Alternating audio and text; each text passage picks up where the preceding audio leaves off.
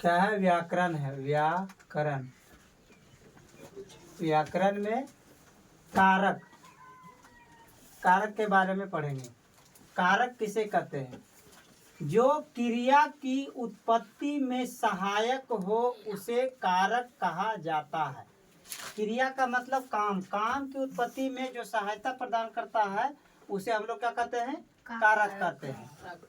कारक के 8 भेद होते हैं। कारक के कितने भेद होते हैं? 8, यानी 8 प्रकार के कारक होते हैं। पहला है कर्ता, दूसरा कर्म, करण, संप्रदान, अपादान, संबंध, अधिकरण, संबोधन। टोटल कितने कारक हो गए? 8 कारक हो गए। पहला था कर्ता। तो कर्ता किसे कहते हैं? काम करने वाले को कर्ता कहते हैं। किसी भी प्रकार का अगर काम हो रहा है, जो काम कर रहा है व्यक्ति, उसी को हम लोग क्या कहेंगे? कर्ता कहेंगे। व्यक्ति कहने का मतलब कोई भी काम करने वाला। जैसे गाय घास खाती है, यहाँ गाय क्या हो जाएगा? कर्ता हो जाएगा। यानी काम करने वाले व्यक्ति को क्या कहेंगे? कर्ता कहेंगे। जैसे कि राम ने पीटा, तो यहाँ पीटने का काम कौन किया? राम ने किया। तो राम हमारा क्या हो गया? कर्ता हो गया। राम क्या हो गया? कर्ता। जैसे सीता ने खाना बनाई, तो सीता क्या हो जाएगा? कर्ता हो जाएगा। जो भी काम करेगा वो क्या कहलाएगा? कर्ता कहलाएगा। दूसरा है कर्म। दूसरा है कर्म। जिस पर काम का फल पड़े उसे कर्म कहते हैं। यानी कोई काम कर रहा है और उसका फल जिस पर पड़ेगा वो क्या कहलाएगा? कर्म कहलाएगा।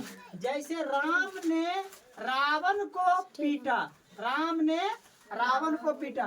पीटने का काम किसने किया? राम। तो ये हो गया कर्ता। और किसको पीटा? पीटने के बाद चोट या दुख किसको हुआ? रावण को। तो रावण मेरा क्या हो गया? कर्म हो गया। रावण क्या हो गया? कर्म। शिक्षक ने बच्चों को पढ़ाया, शिक्षक ने बच्चों को पढ़ाया। तो यहाँ पढ़ाने का काम कौन किया? शिक्षक। तो पढ़ाना तो काम हो गया। शिक्षक ने पढ़ाया, तो किसको पढ़ाया? पढ़ाने के बाद उसका जो है ज्ञान किसको हुआ? बच्चों को। तो बच्चों क्या हो जाएगा? यहाँ पे कर्म हो जाएगा। यानी क्रिया का फल या काम का फल जिस पर पड़े उसे हम लोग क्या कहेंगे? कर्म कहेंगे। तीसरा है करण। कर्ता जिस साधन से काम करता है।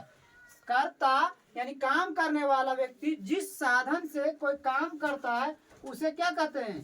करण कहते हैं। उसे क्या कहते हैं? करण कारक कहते हैं। ठीक है। जैसे माँ चाकू से अमरूद काटती है। माँ हो गया काम करने वाला कर्ता, और काटना यहाँ हो गया काम, और काटा किसको? तो अमरूद को। अमरूद हो गया कर्म। लेकिन काम जो किया यहाँ का अमरूद काटने का काम, तो किस साधन से किया? किसके माध्यम से? तो चाकू से किया। किससे किया? चाकू से। यहाँ पे चाकू मेरा क्या कहला गया? करण कहला गया। क्या कहला गया? करण। ठीक है। अब अगला है संप्रदान। कर्ता जिसके लिए काम करता है। कर्ता यानी काम करने वाला व्यक्ति जिसके लिए भी काम करेगा उसे हम लोग क्या कहेंगे? संप्रदान कहते हैं। कर्ता जिसके लिए काम करता है उसे संप्रदान कहते हैं। जैसे राम ने धर्म की रक्षा के लिए रावण को मारा। राम काम करने वाला व्यक्ति, मारना काम हो गया, और मारा किसको? रावण को। तो रावण क्या हो गया? कर्म हो गया। लेकिन किस लिए मारा? तो रक्षा के लिए मारा। किसके लिए मारा? रक्षा। तो यहाँ रक्षा क्या हो जाएगा? संप्रदान हो जाएगा। क्या हो जाएगा? संप्रदान। जैसे शिक्षक ने बच्चों को शिक्षा के लिए पढ़ाया। शिक्षा के लिए पढ़ाया। तो यहाँ किस लिए पढ़ाया? किसके लिए? तो शिक्षा के लिए। तो शिक्षा क्या हो जाएगा? शिक्षा हो जाएगा संप्रदान। यानी जिसके लिए भी काम किया जाए वो हमारा क्या कहलाएगा? संप्रदान कहलाएगा। अगला है अपादान। जिससे किसी वस्तु की जुदाई या अलगाव समझा जाए उसे अपादान कारक कहते हैं। जिससे किसी वस्तु की अलगाव या जुदाई का मतलब दूर जाना है ना, समझा जाए उसे क्या कहेंगे? अपादान कारक। जैसे गंगा हिमालय से निकलती है, तो गंगा और हिमालय, ये दोनों में क्या हो रहा है? अलगाव हो रहा है। अलगाव हो रहा है ना, जुदाई हो रहा है। जैसे बच्चों कोचिंग से घर जाता है या बच्चों स्कूल से घर जाता है, तो बच्चा स्कूल से क्या हो रहा है? बिछड़ रहा है, जुदाई हो रहा है। तो जिससे क्या जुदाई या अलगाव, अलग होने का बात समझा जाए, उसे हम लोग क्या कहेंगे? अपादान कहेंगे। अब है संबंध।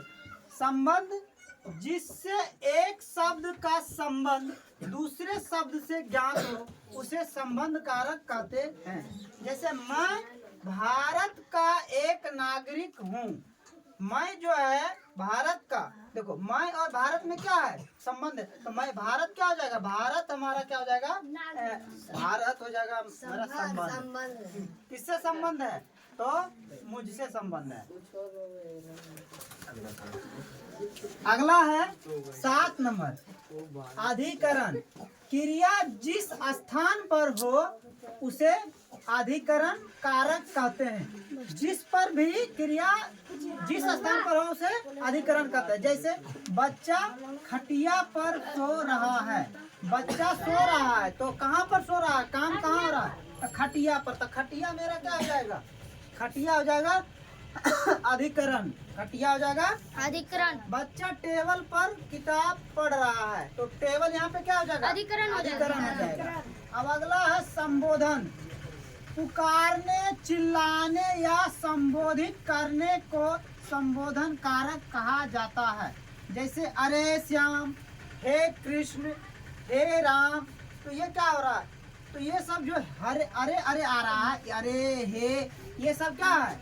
संबोधन कर रहे हैं। ठीक है, तो ये सब कारक कौन सा कारक में आएगा? संबोधन कारक में हो। देखो एगो लिखे हैं 8 कारकों वाला वाक्य। जैसे हे कृष्ण, राम ने रावण को वन से जाकर लंका में धर्म की रक्षा के लिए तीर से मारा।